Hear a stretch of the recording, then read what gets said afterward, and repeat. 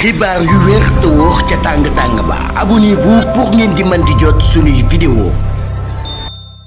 ak ñun ci chaîne bi di Buzz 221 HD dañ koy commencé ci visite bi nga xam ni nag daal ñu koy amal ci terrain bi ci li nga xam ne moo di sud bu pays bi ministre bi nga xam ni mooy yor infrastructure des transports terrestres et aériens Déthié Fall ñoom ñi daan nañ amal ab diagnostic sans complaisance de l'état des réseaux routiers face aux dégradations constatées mi ngi annoncé nag daal ab série de mesures d'urgence pour restaurer la mobilité dans cette zone stratégique pour le ministre les doléances yi nga xam ne daal daan na ko jot en commission parlementaire yooyu nag daal mën ñu ko remplacer avec l'évidence du terrain. Rien ne vaut la descente sur le terrain. Il faut voir de viser ce qui se passe, a-t-il martelé lors de son étape à Saraya. Am daal ba mu demee ci Saraya moom li mu wax li mooy nañuy wàcc ci terrain bi day xam li nga xam ni moo xew ci dëkk bi ndax loolee dara merul ni moom loolu la Alaaji Sëñ Déthié Fall daal di xamle.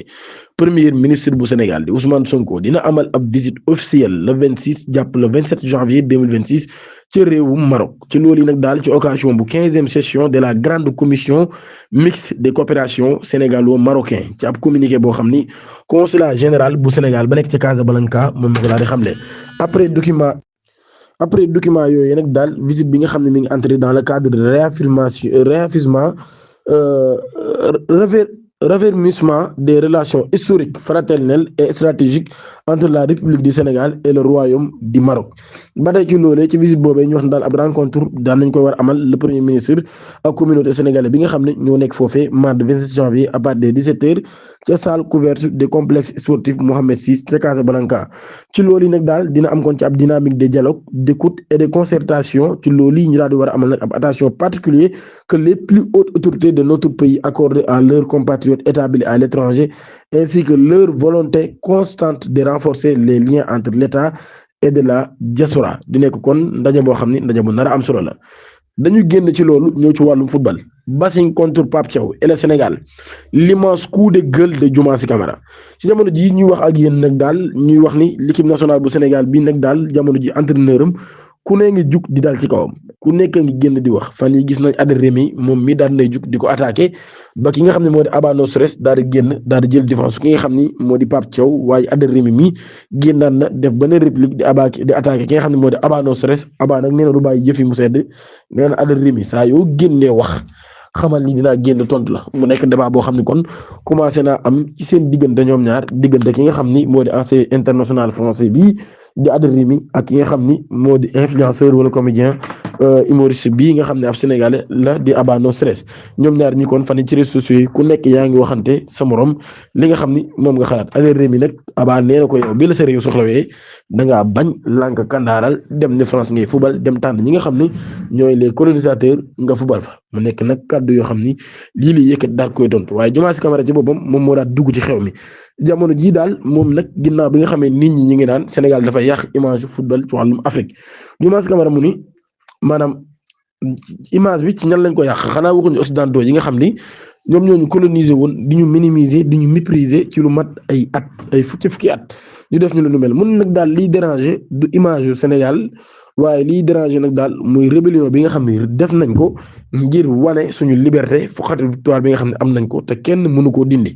ba tey mun nag daal mbir yi ñu sanctionné ñu ou pas ñun ñooy nekk di des ca kaw te ñun ñoo jël li nga xam ni moo di kaan bi mun ni sax Malcolm X doon wax naan dafa am lu ñuy wax nègre de maison ak nègre de champ mu ne nègre de maison nag mooy ki nga xam ne moom dafa tànn masla négocier waaye tamit daal fexe ba maître bi bëgg ko mu ne nègre de champ nag mooy ki nga xam ne moom dafay xeex li nga xam ne moo di dignitéem ak yelleefam kooku yi lañ doon jël di ko yóbbu ci tool yeeg di ko sonal ak yu ni mel loolu yi bokk ci kàddu yi nga xam ne nag daal moom la Diomansy Kamara daal di xam li muy wax nag daal Malcolm X doon wax naan daal mbir moom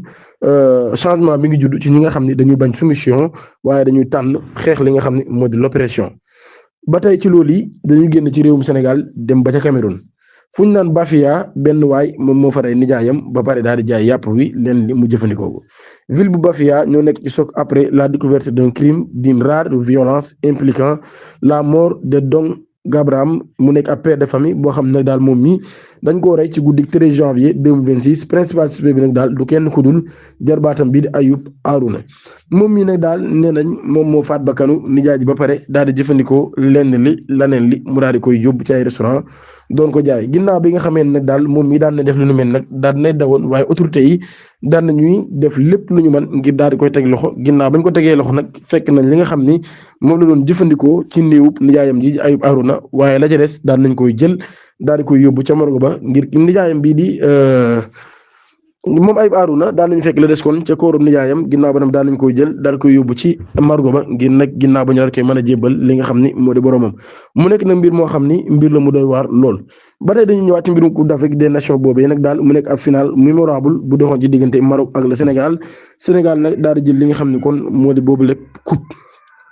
ci loolee bu ñu sukkandikoo ci kawteef day mi ngi xam le ni ñenn ci ñi nga xam ne demoon nañ des influenceurs ñu ci ëpp nag daal ñoom ñii xaalis bu baree bari la ñu jëlee ci boobu lépp kaan ndax daal xam ne na ni ci kaan boobee profité nañ ci doon ci am ay partenaires yu am solo lool mu bokk ci li nga xam ne moo di Yango Xbet Total Énergie ak li nga xam ne moo di Dolima ak Orange mën nag daal ñoom ñi kon day influenceurs demoon bi ñu ñibbiwaat ci réew mi daal moom ay poches yu fees dell ak xaalis lañ fi indaale mu nekk kon nag daal seetlu boo xam ni kawteef moom moo ko daal di def. Dakar ab étudiante bu dëkk ca Koungheul moom mii la ñu fekk mu daal di génn àdduna ci ay anam yoo xam ni kenn xamul lan moo faat ba kenn xamul lan moo ko faat. ab drame la bu xew samedi ca Dakar Ndeye Mamou Camara lay woo di ab étudiante originaire de Koungheul moom mii nag daal nekk ca faculté des droits daal nañu fekk nag mu daal di génn àdduna bi 13h jotee ci samedi bi ca appartement boo xam ne étudiants yi ñoom ñoo fa nekkoon ñu jóge woon ci commune bu Saly Escale bu ñu sukkandikoo ci information yi nga xam ne daal nañ koy am moom jeune femme bi nag daal nekkoon na ca partie supérieure de l'immeuble mu nekk ab espace boo xam ne nag daal doon nañ ko jëfandikoo ngir nag daal doon weer seen ay yére ngir mu mën a wow ak yu ni mel. ci loolu yi nag daal alerte yi nga xam ne daal nañ koy def police daal dina ñëw daal fay fekk néew ba moom mi nag daal xamuñu ba tey kon lan moo faat ba kanam wala ci yenn circonstance la génne àdduna waaye daal nañu ci jàpp enquête ngir xam ci yenn circonstance la génne àdduna moom ab néewam daal nañ koy yóbbu ca morgue ba. dañuy jàll ci beneen mbir ngir nag daal ca poste bu police bu Diamaguène Sicap Mbao daal nañu jàpp 23 janvier 2026 ñaari nit yoo xam ne ñu ngi leen toppee lu ñuy wax mbirum agression waaye tamit di leen toppee lu ñuy wax tentative de vol avec violence infraction usage des moyens de transport mise en danger de la vie d'autrui ñoom ñii nag daal mbir ma nga xew ba 18h jotee ci quartier Taïf nekk ca Sicap Mbao ginnaaw bi nga xamee ni daan nañu alerté ñi nga xam ne ñoo di BER di brigade de recherche ci ab attaque boo xam ni daan na fay amoon ci ñetti nit yoo xam ne ñoo ko doon def dugg ci benn appartement fekk fa xale bu jigéen bu ëmb ba tollu ci ay noppam tëju ci néegam ñu dugg fa bëgg a nangu li mu yor bëgg koo faagaagal ci balcon la taxaw yuuxu ba ndëkkandoo yi ñëw jàpp ñooñee bi mu ñëwee nag ñaar ñi lañu jàpp kenn ci daw daan nañu tamit nangu ci ñoom ab moto boo xam ne Honda SH la mooy marque bi moto boobee kon daan nañ koy jël daal koy def li ñuy wax sous scellé kon ñoom ñi ña nga ñu placé en garde à vue di wéyal seeni enquête nag ngir jàpp keneen ki nga xam ne ci ñoom la bokk waaye daal dinay rëcc daw ni mes ni menteñ kenn xamul fan la jaar ndaw si nag nee na tiitaangi bi mu tiit moom mosu ko tiit mi ngi noonu abonné leen activé cloche notification bi ngir dara bañ leen raw jërë ngeen jëf